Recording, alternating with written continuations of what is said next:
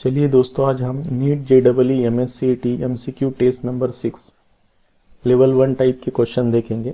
Topic है हमारा nuclear chemistry और रेडियो एक्टिविटी। इस टेस्ट का जो लिंक है आपको छुड़ाने के लिए इसी वीडियो सॉल्यूशन के नीचे दिए वाला है। आप उससे पहले छुड़ाइए और बाद में अपने जो क्वेश्चंस रॉन्ग हुए उसके करेक्ट आंसर आप इस वीडियो सॉल्यूशन में देख सकते हैं। तो हमारा 51 नंबर का क्वेश्चन है, isotopes are separated on the basis of their vacant space property while the isobars are separated on the basis of vacant space of their properties. Option A है physical chemical, option B है physical nuclear, option C है nuclear physical, option D है chemical physical. देखिए, जो isotopes होते हैं, isotopes जो होते हैं, तो जैसे हम एग्जांपल लेते हैं कार्बन 612 और कार्बन 614, ये जो दो आइसोटोप्स है तो इनमें मास नंबर डिफर होता है। जो इलेक्ट्रॉन्स होते हैं वो सेम होते हैं और इलेक्ट्रॉन्स पे उनकी केमिकल प्रॉपर्टी डिपेंड होती है, इसलिए इनकी केमिकल प्रॉपर्टी सेम होंगी। Only they are differ in their physical property, इसलिए they have slightly differ in their physical properties. बाद में जब हम आइसोबार्स के बारे में पता करेंगे तो आइसोबार्स फॉर एग्जांपल आर्गॉन 1840 और पोटेशियम 1940, ये जो दो आर्गॉन के और ये जो दो आइसोबार्स है इनमें एटॉमिक नंबर डिफर होता है, मास नंबर सेम है। एटॉमिक नंबर डिफर होने के बाद इनमें इलेक्ट्रॉन की संख्या भी डिफर होंगी और इनकी केमिकल प्रॉपर्टी डिफर होंगी, इसलिए ये केमिकल प्रॉपर्टी से डिफर होंगे। इसलिए इनका करेक्ट आंसर हमारा कौन सा है? A. They are isotopes are separated on the basis of their physical properties and isobars are separated on the basis of their chemical property. इसलिए इनका करेक्ट आंसर हमारा जो है, तो आंसर जो करेक्ट हमारा है ये ए करेक्ट आंसर है। बाद में हम सेकेंड नंबर का क्वेश्चन देखेंगे, 52 नंबर का question. The triad of nuclei that is isotonic is, isotone हम किसे कहते हैं? जिनमें सेम नंबर ऑफ न्यूट्रॉन्स होते हैं। Option A carbon 614, nitrogen 715, fluorine 917। बाद में ऑप्शन बी में कार्बन 612, नाइट्रोजन 714, फ्लोरीन 919 और ऑप्शन सी में कार्बन 14, नाइट्रोजन 14 और फ्लोरीन 17। बाद में ऑप्शन डी में है कार्बन 14, नाइट्रोजन 14 एंड फ्लोरीन 19। जबकि हम क्वेश्चंस का आंसर जानेंगे, isotones means they contain same number of neutron, same number of neutrons होने चाहिए। अब इसलिए हम इनमें से न्यूट्रॉन नंबर कैलकुलेट करेंगे और न्यूट्रॉन नंबर कैलकुलेट करने के लिए A माइनस जेड ये फार्मूला हम अप्लाई करेंगे। जैसे कि कार्बन 614 और नाइट्रोजन 715 और फ्लोरीन 917, इनमें न्यूट्रॉन नंबर निकालेंगे हम। 14 माइनस 6 मीन्स 8, 15 माइनस 7 मीन्स 8 और 17 माइनस 9 मीन्स 8। इसलिए इनमें न्यूट्रॉन की संख्या सेम होंगी, इसलिए इनका करेक्ट आंसर हमारा ए है। इसलिए सेम न्यूट्रॉन नंबर होने के कारण they are called as isotones, इसलिए इसका करेक्ट आंसर हमारा ए करेक्ट आंसर है। बाद में हम 53 नंबर का क्वेश्चन देखेंगे। In beta decay neutron to proton ratio, option A है मे इंक्रीजेस और डिक्रीजेस, ऑप्शन बी है रिमेन कांस्टेंट, ऑप्शन सी है डिक्रीजेस और ऑप्शन डी है इंक्रीजेस। देखिए, बीटा डीके जब होता है न्यूक्लियस में तो एक्चुअल क्या होता है, तो जब न्यूक्लियस में से बीटा पार्टिकल निकलते हैं तो न्यूट्रॉन का कन्वर्शंस प्रोटॉन में होता है। देखिए, जैसे कि न्यूट्रॉन का चार्ज 0 होता है, मास 1 होता है, बाद में ये जब प्रोटॉन में कन्वर्ट होगा तो इसमें बैलेंस करने के लिए -1 और जो हमारा मास है वो 0 रहेगा, इसलिए -1 चार्ज और मास 0 कौन से पार्टिकल का रहता है? बीटा। जबकि न्यूट्रॉन का कन्वर्शन प्रोटॉन में होने का कारण प्रोटॉन की जो संख्या होती है वो इंक्रीज होंगी और न्यूट्रॉन टू प्रोटॉन रेशो हमारा क्या होगा? डिक्रीजेस होगा। इसलिए जब भी न्यूक्लियस से बीटा पार्टिकल एमिट होंगे तो न्यूट्रॉन का कन्वर्शन प्रोटॉन में हो जाएगा, प्रोटॉन की नंबर ऑफ प्रोटॉन्स न्यूट्रॉन से बढ़ जाएंगे और neutron to proton ratio decrease हो जाएंगे, इसलिए इसका करेक्ट आंसर हमारा सी करेक्ट आंसर है। बाद में हम 54 नंबर का क्वेश्चन देखते हैं। The isotopes of an element will be obtain by the loss of particles which are, option A है 1 alpha and 1 beta, option B है 2 alpha and 4 beta, option C है 2 alpha and 1 beta, option D है 2 alpha and 2 beta. Question हमारा ऐसा है, isotopes of element will be obtain by the loss of particle which are.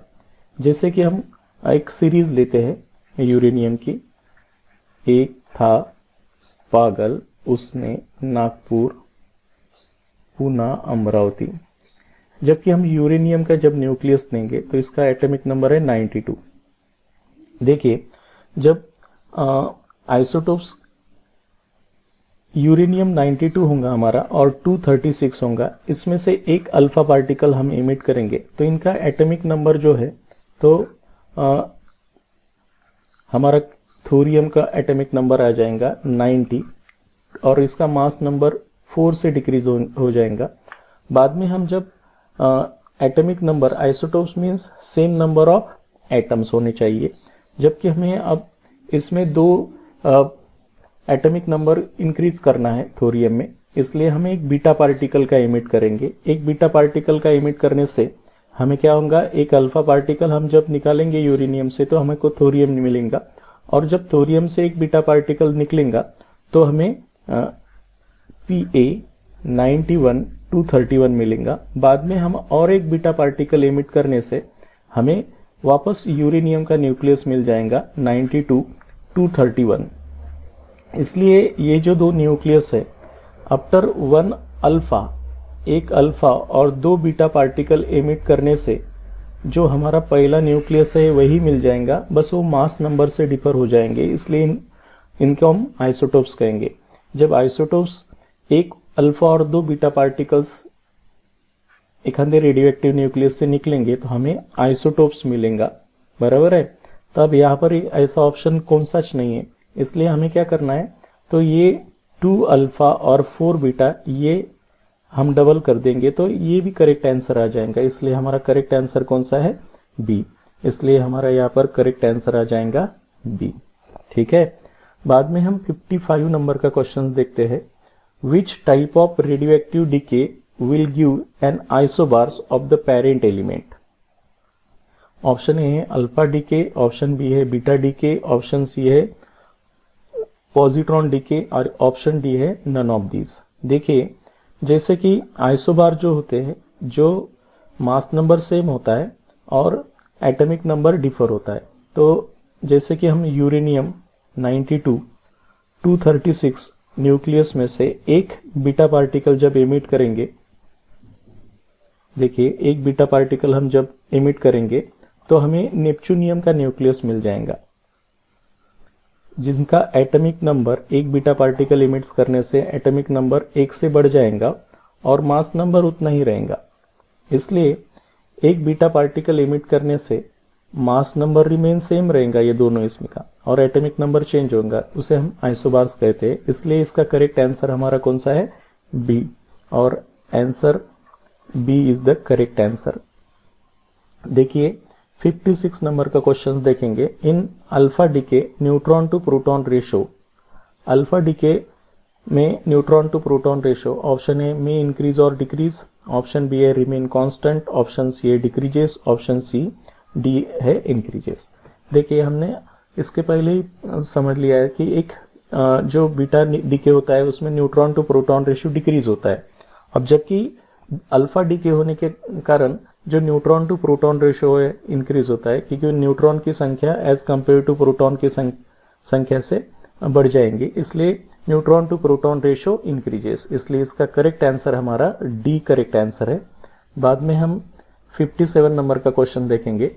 The fractional atomic masses of an element is due to the, option A है fractional masses of proton, neutrons and electrons, option B है existence of isotopes, option C है existence of isobars, option D है existence of atoms of different atomic number. देखिए, fractional atomic masses जैसे कि chlorine हमारा 35 है chlorine और chlorine हमारा 37 है, पर हम इसमें फ्रैक्शनल एटॉमिक मास में इसको लिखेंगे 35.5, जबकि इनका जो फ्रैक्शनल एटॉमिक मास होता है ये due to the existence of isotopes, ये 3:1 इन रेशो में हमें नेचर में मिलते हैं, इसलिए existence of isotopes, due to the existence of isotopes they shows fractional atomic masses, ये फ्रैक्शनल एटॉमिक मासेस बताते हैं, इसलिए हमारा करेक्ट आंसर हमारा इसमें बी करेक्ट आंसर है। बाद में हम 58 नंबर का क्वेश्चन देखेंगे। The two isotopes will mass number 85 and 87 are present, the ratio is 3:1, the atomic weight of the element is, option A है 86, ऑप्शन बी है 86.5, ऑप्शन सी है 85.5, ऑप्शन डी है 85.25। देखिए हम एटॉमिक वेट जो निकालते हैं, एवरेज एटॉमिक वेट, तो कैसा निकालते हैं, weight of A into percentage of A plus weight of B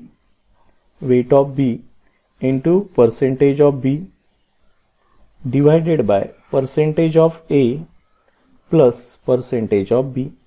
जहाँ की हमें रेशो में दिया वाला है यहाँ पर, तो हम परसेंटेज में नहीं लेंगे तो रेशो में लेंगे।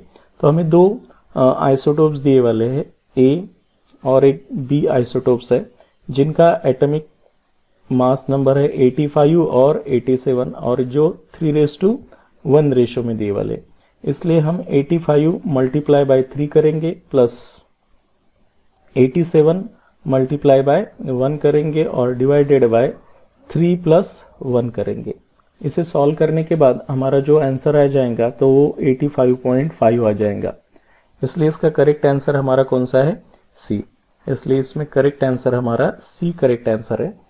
बाद में हम 59 नंबर का क्वेश्चन देखेंगे। The particle with the charge of that protons and the negligible mass is, option A है इलेक्ट्रॉन्स, ऑप्शन बी है पॉजिट्रॉन्स, ऑप्शन सी है ड्यूटेरियम, ऑप्शन डी है neutrons. The particles with the charge of proton, जिनका charge proton की तरह होता है, protons पर +1 चार्ज होता है और निग्लिजिबल मास होगा जिसपे 0 मास होगा, ऐसा जो पार्टिकल है जिसे हम पॉजिट्रॉन कहेंगे, इसलिए इसका करेक्ट आंसर हमारा कौन सा है, बी। आंसर कौन सा है हमारा, बी, ये करेक्ट आंसर है। बाद में हम 60 नंबर का क्वेश्चन देखेंगे। The number of neutrons in the nucleus of aluminium 2713 is, option A है 14, ऑप्शन बी है 13, ऑप्शन सी है 27, ऑप्शन डी है 40। जो न्यूट्रॉन नंबर है न्यूक्लियस में हम a - z से निकालते हैं, इसलिए 27 - 13 इज इक्वल टू 14, इसलिए इसका करेक्ट आंसर हमारा कौन सा आएगा, ए हमारा करेक्ट आंसर है, इसलिए इसका करेक्ट आंसर है ए। इसी तरह हम जब क्वेश्चन सॉल्व करेंगे तो 1 बाय 1, अभी तक तो हम 60 क्वेश्चंस पे आए हैं।